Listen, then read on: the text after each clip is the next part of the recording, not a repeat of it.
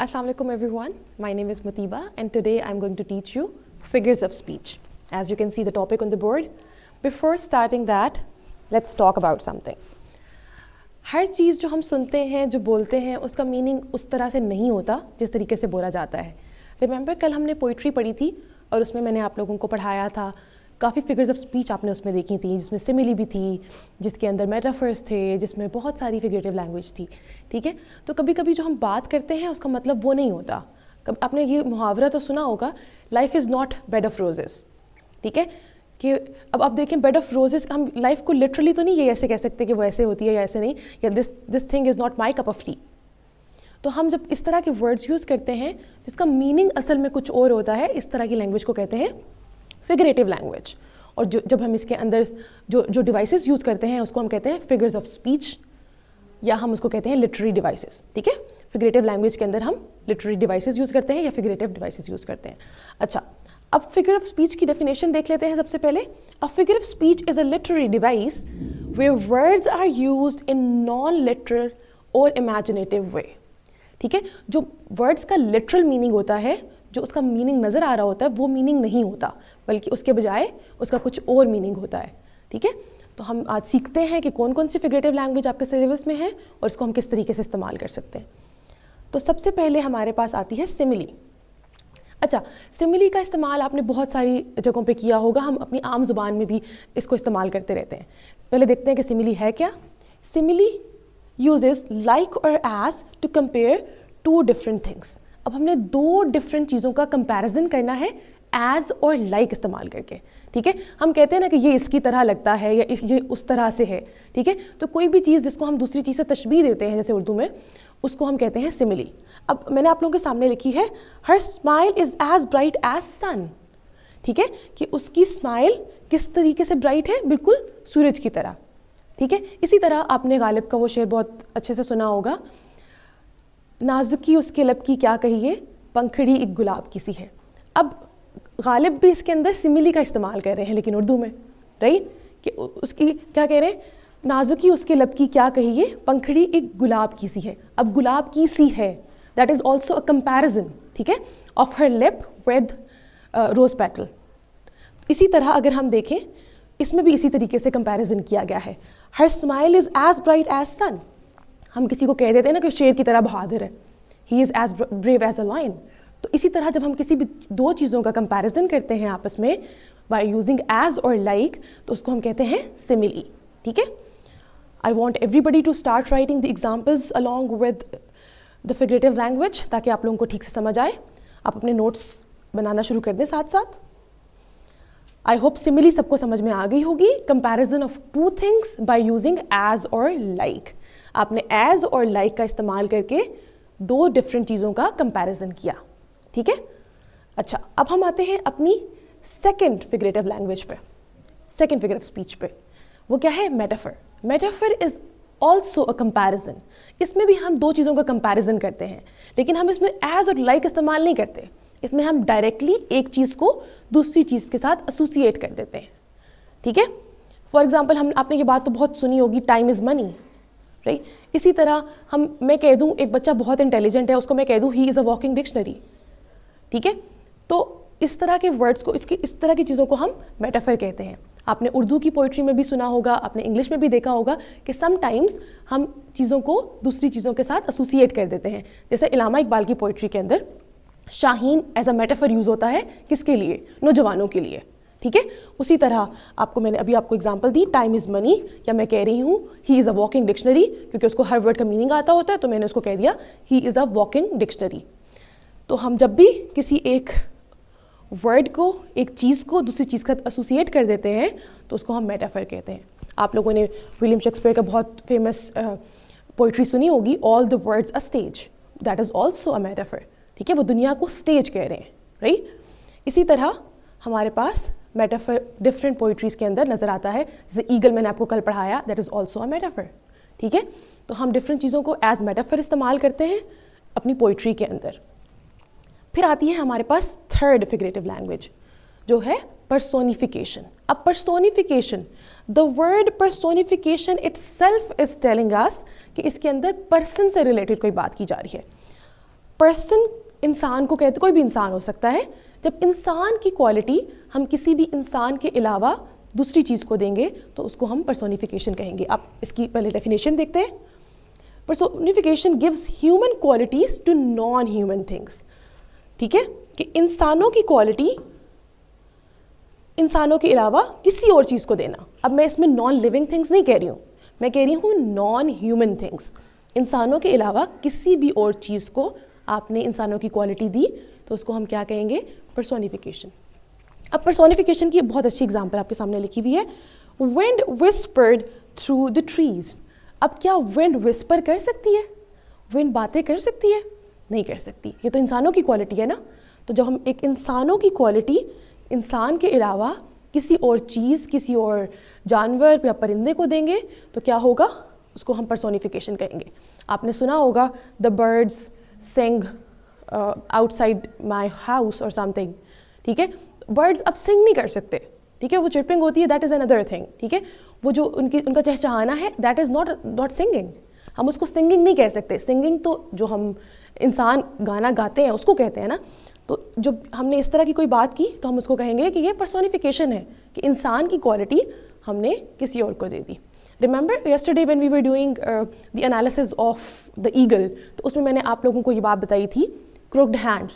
Hands इंसानों के होते हैं, ठीक है, परिंदों के हैंड्स नहीं होते। तो जब हमने इंसानों के हैंड को एसोसिएट कर दिया जानवर के साथ, परिंदे के साथ, तो क्या हो गया? पर्सोनिफिकेशन। अच्छा, फिर हम आते हैं अपनी नेक्स्ट फिगर ऑफ स्पीच की तरफ, दैट इज़ एलिट्रेशन। हमने कल हमने इसको पढ़ा था अपनी पोइट्री के अंदर।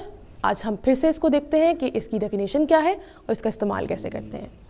Alliteration is a figure of speech which is related to sounds, repetition of sounds. अब रेपिटेशन ऑफ साउंड तो है, लेकिन वो किस जगह पर है और किस तरीके से। अब रेपिटेशन ऑफ साउंड तो आपके अंदर कॉन्सोनेंट्स और एजोनेंस के अंदर भी हो रही होती है, लेकिन उसके अंदर विद इन द वर्ड होती है। ठीक है, जैसे एजोनेंस के अंदर आपकी वॉवल साउंड की रेपिटेशन होती है with in a word, with in words, और उसी तरह कॉन्सोनेंट्स की अगर विद इन वर्ड्स हो रही है तो वो कॉन्सोनेंट साउंड्स होंगे। ठीक है, लेकिन एलिट्रेशन क्या है? एलिट्रेशन कॉन्सोनेंट साउंड की रेपिटेशन है in the beginning of words.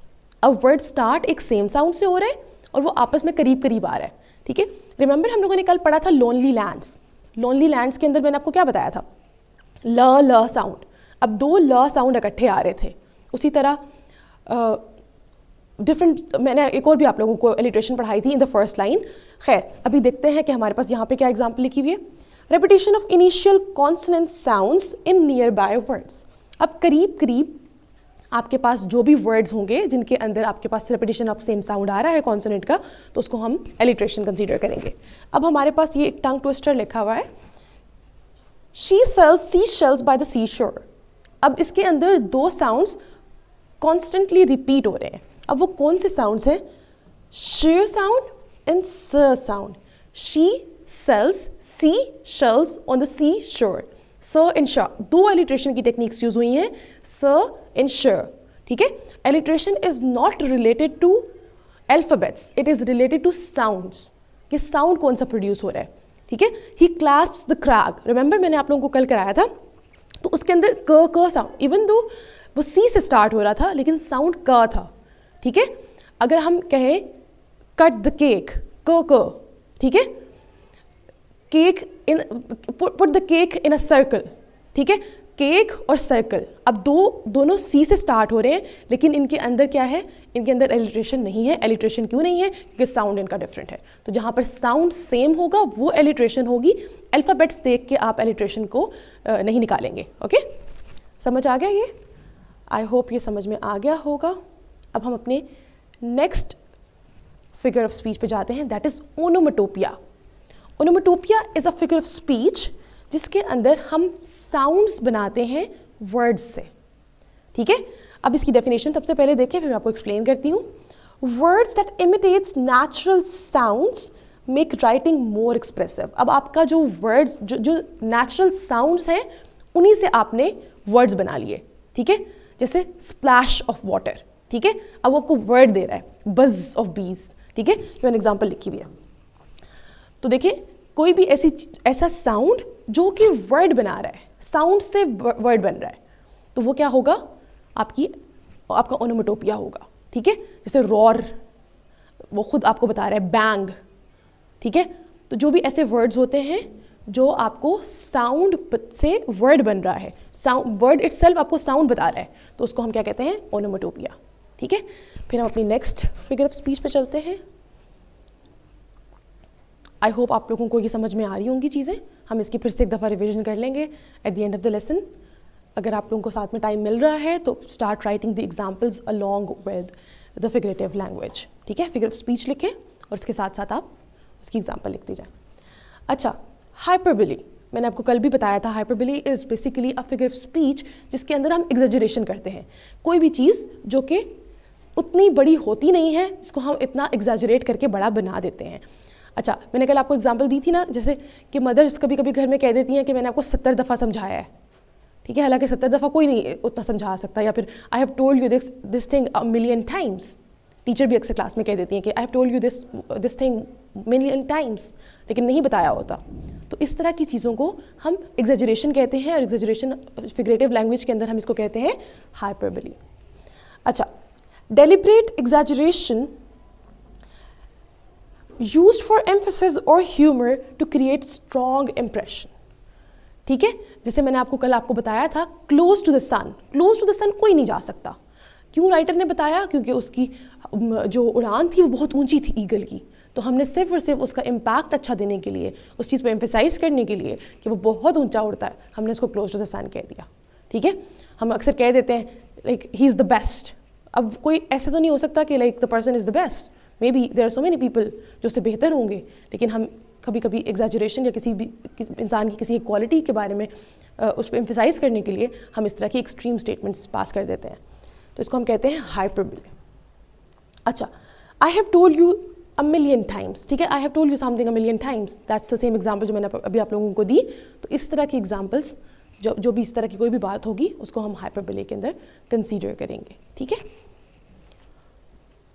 फिर आता है हमारा next figure of speech, oxymoron. Oxymoron क्या होता है? अब oxymoron is a bit different from these figure of speech. अब इसमें क्या होता है कि इसमें आप दो चीज़ों को इकट्ठे लिखते हैं कि दोनों जो ऑपोजिट चीज़ें हैं, ठीक है, एक बहुत अच्छा इम्पैक्ट देने के लिए हम दो टोटली ऑपोजिट चीज़ों को इकट्ठे लिखते हैं। पहले हम इसकी डेफिनेशन देखते हैं। टू ऑपोजिट और contradictory words place together to express complexity और आयरनी। अब किसी भी चीज़ की कॉम्प्लेक्सिटी या आयरनी को दिखाने के लिए हमने दो ऑपोजिट चीज़ों को इकट्ठे लिखा। डेफनिंग साइलेंस अगर मैं आपको बोलूँ, ठीक है, तो अब देखें deafening is a different word, ठीक है, इतना ऊंचा कि आपको जिससे आप सुनने की सलाहियत ख़त्म कर रहे हैं, ठीक है। On the other hand silence, कि इतनी खामोशी, क्या कि इतनी चीखती हुई खामोशी, ठीक है। अब उर्दू में मैंने आपको बहुत अच्छे से एग्जांपल दिए, चीखती हुई खामोशी, डेफनिंग साइलेंस, ठीक है। उसी तरह सैड स्माइल, अब किसी की स्माइल सैड, ठीक है, स्माइल और सैड दोनों कॉन्ट्रोडिक्टरी बातें हैं, उनको हमने इकट्ठे रख दिया। उसी तरह बिटर स्वीट, हम इसको मेमोरीज़ के लिए समटाइम्स यूज़ करते हैं। जब हम we bid a farewell to somebody, तो हम इस तरह की बातें करते हैं, बिटर स्वीट मेमोरीज़ और ये वो, ठीक है, इस तरह की चीज़ें। अब बिटर एंड स्वीट, कड़वा और मीठा, राइट, हम दो ऑपोजिट चीज़ों को इकट्ठे लिखते हैं, किस लिए? एक इम्पैक्ट देने के लिए, आयरनी का, या फिर हम क्या करते हैं, हम उसके अंदर कॉम्प्लेक्सिटी दिखाते हैं, ठीक है। फिर हम आते हैं अपनी अगली फिगर ऑफ स्पीच की तरफ, विच इज़ आयरनी। आयरनी क्या होती है? Irony is also a figure of speech. अब आयरनी के अंदर हम तंज, जिसको हम उर्दू में कहते हैं ना तंज, आयरनी वही होती है।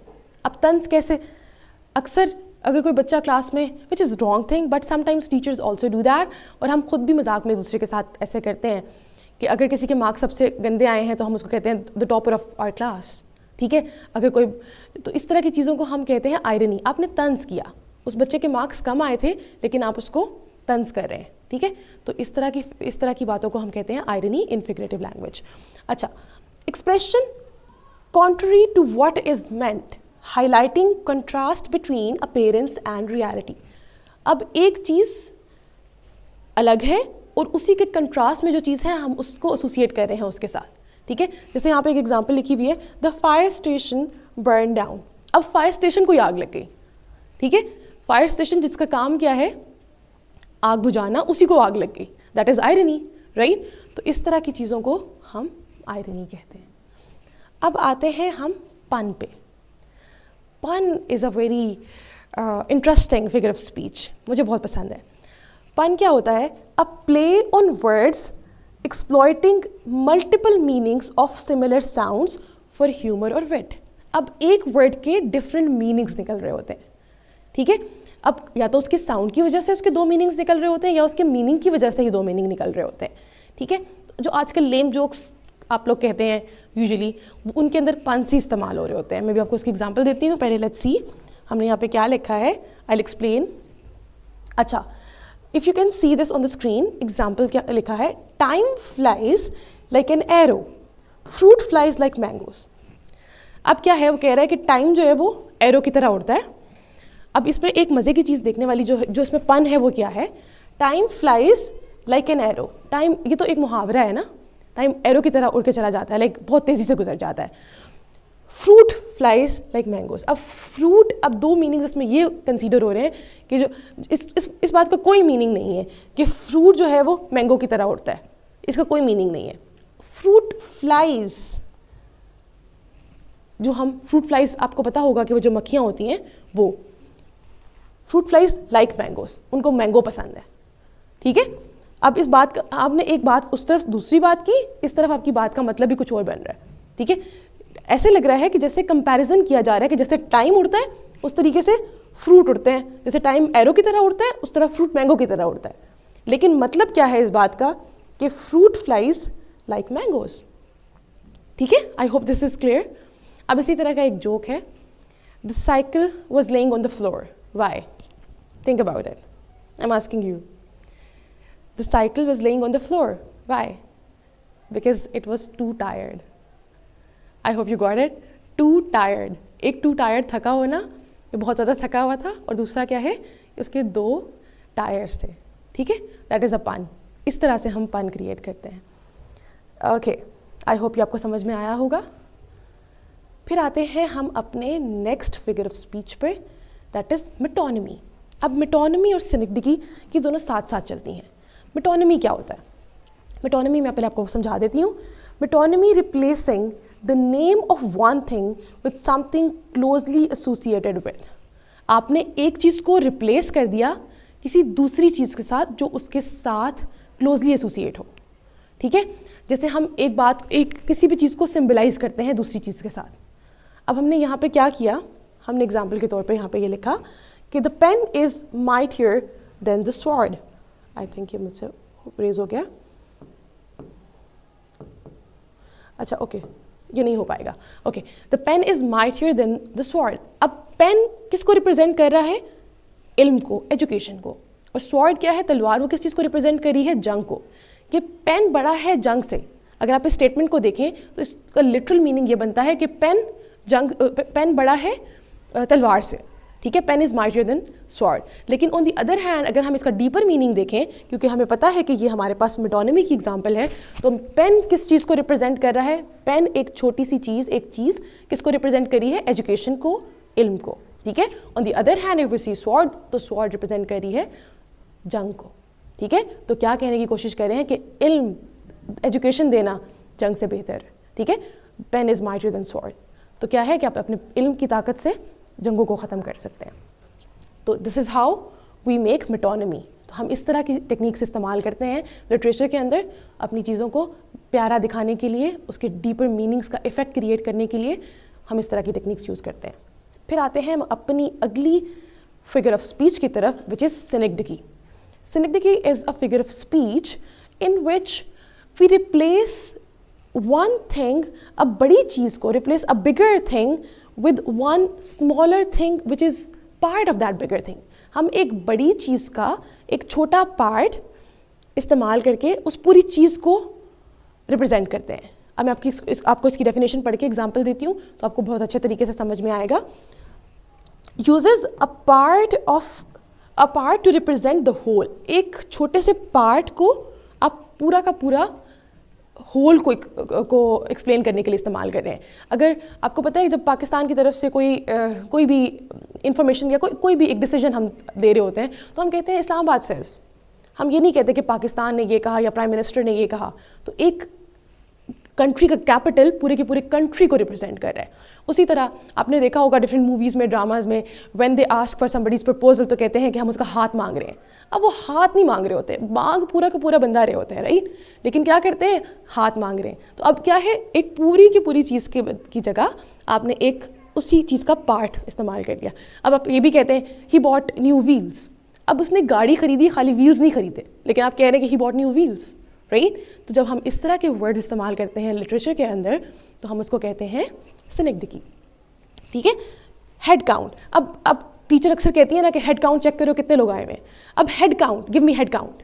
अब आप सिर्फ सर नहीं गिन रहे, आप वो हेड काउंट रिप्रेजेंट कर रहा है पूरा का पूरा इंसान, कि कितने इंसान बैठे हैं वहाँ पे, ठीक है। तो head is representing the whole human being, सही है। तो इसको हम कहते हैं सिनेक्डिकी। आई होप ये समझ में आ गया होगा। नेक्स्ट हमारे पास है एनाफोरा। एनाफोरा एक टेक्निक है जो हम मोस्टली पोइट्री के अंदर इस्तेमाल करते हैं। जब भी हमने किसी चीज़ का बहुत ज़्यादा इम्पैक्ट देना होता है ना, तब हम एनाफोरा इस्तेमाल करते हैं। एनाफोरा होता ये है कि रेपिटेशन ऑफ फ्रेजेस या क्लॉजेस, अब क्लॉजेस नहीं, फ्रेजेस, रेपिटेशन ऑफ वर्ड्स कह लें या फ्रेजेस कह लें। आपने क्या करना है, आपने हर लाइन को उसी फ्रेज से स्टार्ट करना है, ठीक है। तो जब राइटर ने बहुत ज़्यादा इम्पैक्ट देना होता है ना किसी चीज़ का, यूजुअली हम स्पीच में ये टेक्निक इस्तेमाल करते हैं, ठीक है।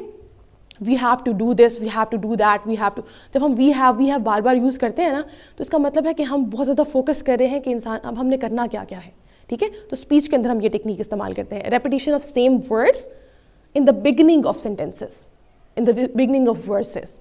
तो जो भी आपने स्पीच लिखनी है, जो आपने पोइट्री लिखनी है, उसके अंदर शुरू की लाइनों के अंदर आप सेम वर्ड्स इस्तेमाल करेंगे तो उसको हम कहेंगे anaphora. Let's see the definition and example. Repetition of words और phrases in the beginning of lines. तो जब रेपिटेशन ऑफ वर्ड्स और फ्रेजेस जो कि एक लाइन के शुरू में आ रहा है तो हम उसको कहेंगे एनाफोरा। अब देखते हैं उसकी एग्जाम्पल मैंने यहाँ लिखी है। We shall fight on the beaches, we shall fight on the lands, we shall fight in the field. अब देखें, we shall fight, we shall fight, we shall fight. अब ये वर्ड शुरू हर चीज़ में आ रहे हैं जो कि बहुत एक अच्छा इम्पैक्ट दे रहे हैं सुनने वाले को, ठीक है, पढ़ने वाले को। तो इस टेक्निक को हम कहते हैं एनाफोरा, ठीक है। तो जब भी आपने कोई स्पीच लिखनी हो उसके अंदर आप कहीं पे इस तरह की चीज़ों को इस्तेमाल कर सकते हैं। फिर हमारे पास हमारी लास्ट फिगर ऑफ स्पीच है एल्यूजन। एल्यूजन क्या होता है? Allusion is basically a reference to well known persons, events और वर्क्स ऑफ लिटरेचर। आपने लिटरेचर के अंदर जो पहले लिटरेचर गुजर चुका है, जो चीज़ें पहले लिखी जा चुकी हैं, उन किताबों में से, उन मूवीज़ में से कोई फेमस कैरेक्टर को अपने न्यूज़ स्टोरी के अंदर एज रेफरेंस यूज़ किया, या आपने अपनी नॉर्मल कन्वर्सेशन के अंदर किसी के, हम कह देते हैं ना, he is Romeo of this generation, ठीक है, they are Romeo and Juliet of this generation, ठीक है। तो हम जब इस तरह की कोई बात करते हैं, जो पुराने, जैसे आप लोगों ने सुना होगा कि किसी पॉलिटिकल लीडर को कायदे आज़म के साथ रिप्रेजेंट किया जाता है, ही इज़ कायदे आज़म ऑफ टुडे, ठीक है। तो इसी तरीके से हम क्या कहते हैं, जब भी हम ऐसी कोई भी चीज़ को, किसी पुराने रेफरेंस को इस्तेमाल करते हैं अपनी नई राइटिंग के अंदर, तो उसको हम कहते हैं एल्यूजन। अब मैंने आपको एग्जांपल यहाँ पे लिखी है, she is a real Sherlock Holmes when it comes to solving puzzle. अब सबको पता है कि शर्लॉक होम्स एक बहुत ही फेमस कैरेक्टर है जो कि मिस्ट्री, या आप कह लें कि सस्पेंस के कैरेक्टर्स में जो पजल्स को, जो केसेस को सॉल्व करता था, डिफरेंट, ठीक है, मिस्ट्री सॉल्व करता था। तो हम किसी भी इंसान को उसके साथ एसोसिएट कर रहे हैं आज के दौर के अंदर, तो हम उसके अंदर कौन सी टेक्निक यूज़ कर रहे हैं? हम एल्यूजन यूज़ कर रहे हैं, ठीक है। तो पिछले लिटरेचर का कोई भी कैरेक्टर हमने आज के दिन के अंदर उसकी एग्जाम्पल किसी चीज़ का एसोसिएट की, या उसको किसी इंसान के साथ एसोसिएट किया, तो हम इसको कहते हैं एल्यूजन। तो हमने आज क्या पढ़ा? हमने पढ़ा फिगर्स ऑफ स्पीच, और फिगर्स ऑफ स्पीच के अंदर हमने डिफरेंट फिगरेटिव लैंग्वेज के फिगर्स ऑफ स्पीच पढ़ी और हमने उनकी एग्जाम्पल्स देखी। अब हम उसको रिवाइज करते हैं। उसके बाद कल की क्लास स्टार्ट करने से पहले I will take a short test of your figures of speech, और फिर हम अपनी अगली नेक्स्ट पोइट्री की तरफ जाएंगे। कल मैंने आप लोगों को पोइट्री पढ़ाई थी, तो मुझे आइडिया हो गया था कि पहले आप लोगों को मैं बता दूं कि फिगर्स ऑफ स्पीच क्या होती हैं, ताकि पोइट्री पढ़ना आपको और आसान लगे और आपके लिए एक फ़न लर्निंग एक्सपीरियंस हो। तो स्टार्ट करते हैं रिवीजन। हम अपने टॉपिक से हमने आज क्या क्या पढ़ा। अच्छा, एक बहुत इंपॉर्टेंट बात कि पेपर में इससे रेलेवेंट क्वेश्चन कैसे आएगा। अब पेपर में क्वेश्चन आ सकता है, एक फिगर ऑफ स्पीच लिखी हुई होगी, ठीक है, he walks like a deer, he walks like a deer. अब वो आपसे नीचे पूछ सकते हैं कि which figure of speech has been used in this sentence. अब नीचे ऑप्शन दी होंगी, metaphor, simile, onomatopoeia, personification, and you have to choose which one is the right one. ठीक है, आपके क्वेश्चन में एक क्वेश्चन तो ऐसा आएगा in your MCQs part in section A of your question paper. On the other hand, if you see part B या section B of your paper portion, उसके अंदर आपके पास जो पोइट्री वाला सेक्शन आता है, उसके अंदर आपको कह सकते हैं कि find out 2 figurative devices in the given stanza। तो आपने उसके अंदर से 2 फिगर ऑफ स्पीच निकालनी होंगी। ठीक है, तो इस तरीके से 2 क्वेश्चन आपके पेपर में इससे रेलिवेंट आएंगे। तो लेट्स रिवाइज इट। हमने पढ़ा कि फिगर ऑफ स्पीच क्या होती है, जो कि लिटरेरी मीनिंग के अलावा कोई और मीनिंग देती है, उसको हम फिगर ऑफ स्पीच कहते हैं। ठीक है, तो पहले हमने पढ़ा सिमिली। सिमिली होता है comparison of 2 things by using as और लाइक। जब हम 2 चीज़ों का कंपैरिजन करते हैं एज और लाइक इस्तेमाल करके, उसको हम सिमिली कहते हैं। ठीक है, उसके बाद हमने पढ़ा, उसकी एक एग्जाम्पल कर लेते हैं, जैसे मैंने आपको ही वॉक्स लाइक अ डियर, ठीक है, as white as snow, as sweet as honey. तो कोई भी ऐसी चीज़ जिसका कंपैरिजन 2 चीज़ों का आपस में हो रहा है एज और लाइक यूज़ करके, तो हमने उसको सिमिली कह दिया। अब इसी तरह अब हमने एक चीज़ को डायरेक्ट कंपेयर कर दिया विदाउट यूजिंग एज और लाइक, तो वो मेटाफर हो जाएगा। He is Honey, he is a walking dictionary, time is money. तो कोई भी चीज़ इज़ और वॉज का वर्ड यूज़ करके जब हम एसोसिएट करते हैं एक चीज़ को दूसरी चीज़ के साथ, तो उसको हम कहते हैं मेटाफर। ठीक है, फिर हमारे पास थर्ड चीज़ जो हमने पढ़ी थी आज, वो थी पर्सोनिफिकेशन। पर्सोनिफिकेशन हम कहते हैं एक पर्सन की क्वालिटी, एक इंसान की क्वालिटी नॉन ह्यूमन चीज़ को देना, इंसान के अलावा किसी और चीज़ को देना। वो जानवर भी हो सकता है, वो परिंदा भी हो सकता है, वो कोई भी और चीज़ हो सकती है। तो जैसे मैंने आपको इसकी एग्जांपल दी, विंड विस्पर्ड, ठीक है, थंडरस्टॉर्म वाज टॉकिंग लाउडली। अब थंडरस्टॉर्म टॉकिंग नहीं कर सकता, ठीक है, बातें नहीं कर सकता, लेकिन हम जब उसके साथ एक चीज़ ऐसी एसोसिएट कर रहे हैं तो हम उसको पर्सोनिफिकेशन, क्योंकि हमने उसको इंसानों की क्वालिटी दे दी। एलिट्रेशन, एलिट्रेशन क्या है? Repetition of sounds, repetition of sounds with in a sentence, या फिर आप कह दें इन नियर बाय वर्ड्स। ठीक है, और ये रेपिटेशन कहाँ होती है? इन the beginning of words. Beginning of words क्या मतलब है? जैसे मैंने आपको एग्जांपल दी, लोनली लैंड्स, ठीक है, ब्यूटीफुल बर्ड, ठीक है, ब साउंड इकट्ठा आ रहा है। तो कोई भी 2 या 2 से ज़्यादा साउंड्स आपके पास इकट्ठे आ रहे हैं, तो हम उसको कहते हैं एलिट्रेशन। फिर आता है ओनोमेटोपिया। ओनोमेटोपिया मैंने आप लोगों को भी बताया कि onomatopoeia is a figure of speech in which we make words from sounds. जब हम साउंड्स से वर्ड्स क्रिएट करेंगे तो हम उसको कहेंगे ओनोमेटोपिया। अब साउंड्स क्या हैं? जैसे मैंने बताया, बज़ ऑफ बीज, रॉर ऑफ लाइन, इसके अलावा स्प्लैश ऑफ वाटर, ठीक है, विस्परिंग। कोई भी ऐसा वर्ड जो साउंड बता रहा है उस चीज़ की, तो वो क्या है? वो हमारे पास ओनोमेटोपिया है। फिर hyperbole. Hyperbole is basically the exaggeration of things. जब आपने किसी भी चीज़ को एग्जैजरेट कर दिया, जो कि रियल चीज़ जहाँ तक थी, आपने उससे बहुत ज़्यादा उस चीज़ को खींच दिया, बहुत लंबा कर दिया। ठीक है, तो अब हम क्या कह रहे हैं? फॉर एग्जाम्पल हमने यहाँ लिखा है, I have told you this thing a million times. ठीक है, तो जब भी हम इस तरह की कोई बात करेंगे, ही इज़ टॉल, अगर आप किसी की टॉल की जगह आप उसकी एग्जैजरेशन करते हुए बता दें कि ही इज़ आलम चन्ना, आलम चन्ना इज़ ऑल्सो अ रेफरेंस। ठीक है, कि एक the guy who has a very long height, जिसकी बहुत बड़ी हाइट है, हम उसका कंपैरिजन कर रहे हैं, या हमने उसको डायरेक्टली एसोसिएट करके वो कह दिया। ठीक है, तो हम इस तरीके से क्या करते हैं? एग्जैजरेशन करते हैं। ठीक है, उसको कहते हैं हाइपरबोली। फिर आता है हमारे पास oxymoron. Oxymoron is a figure of speech in which we put 2 opposite things together. 2 opposite चीज़ों को हमने इकट्ठे लिख दिया। ठीक है, जैसे मैंने आप लोगों को अभी बताया, क्या है? Sad smile, bitter sweet. ठीक है, bitter sweet memory, sad smile, या कोई भी इस तरीके से चीज़ आप जो भी 2 ऑपोजिट चीज़ें हैं, जो कि कॉन्ट्रोडिक्टरी चीज़ें हैं, उनको आप इकट्ठे लिख रहे हैं। Deafening silence. ठीक है, साउंड्स ऑफ साइलेंस अगर आप लिख रहे हैं, ठीक है, तो क्या साइलेंस का कोई साउंड होता है? नहीं होता, तो वो भी ऑक्सीमोरॉन होगा। ठीक है, फिर आती है आयरनी। आयरनी हम कहते हैं तंज को। तंज क्या होता है? कि एक बात हो और हम उसके बिल्कुल ऑपोजिट बात कह रहे हैं, ठीक है। मैंने जैसे आपको एग्जांपल दी थी कि कोई भी जो भी बहुत बच्चा शरारती है क्लास में, हम कह देंगे he is the innocent student of our class, the most innocent child of the class, या कुछ भी ऐसे कह दें, ठीक है। तो जब हम इस तरह की कोई भी बात करते हैं जो असल में नहीं होती, उसको हम तंज कहते हैं, ठीक है। The fire station got the fire, अब फायर स्टेशन पे खुद ही आग लग गई, तो तंज हुआ ना ये, ठीक है। तो इसको हम आयरनी कहते हैं। फिर आता है पन।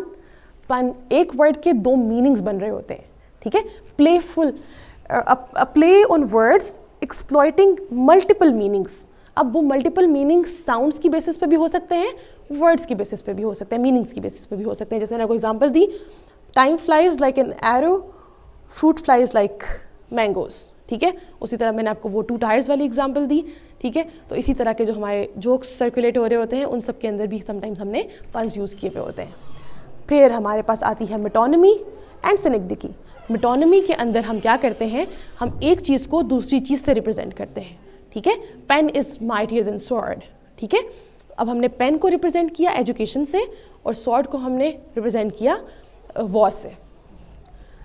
फिर हमारे पास आता है सिनेक्डिकी। सिनेक्डिकी मैंने आपको बहुत डिटेल में अभी समझाया कि synecdoche is basically using one part of a thing to represent the whole. आपने एक छोटी सी चीज़ को इस्तेमाल करके पूरी बड़ी चीज़ को रिप्रेजेंट किया। जैसे हेड काउंट की मैंने एग्जांपल दी। अब हेड काउंट से मुराद हेड्स नहीं है, इसका मतलब है पूरा का पूरा इंसान, कितने इंसान बैठे हुए हैं उस क्लासरूम में, गिव मी हेड काउंट, ठीक है। तो जब हम इस तरीके से बात करते हैं तो हम उसको कहते हैं सिनेक्डिकी। फिर आता है हमारे पास anaphora. Anaphora is a figure of speech in which we use a group of phrases, a group of words. हम words या phrases को use करते हैं किस लिए, sentences के start में, verses के start में, to create an impact, ठीक है। मैंने आपको बताया कि हम usually speech में ये टेक्निक इस्तेमाल करते हैं। तो अब आपने इसमें टेक्निक की मैंने आपको एग्जाम्पल भी दी, which was We shall fight on the beaches, we shall fight on the lands, we shall fight in the field. अब we shall, we shall, we shall. तो repetition of phrases in the beginning of sentences or in the beginning of verses is basically your anaphora, ठीक है। अच्छा, फिर आपके पास आता है illusion.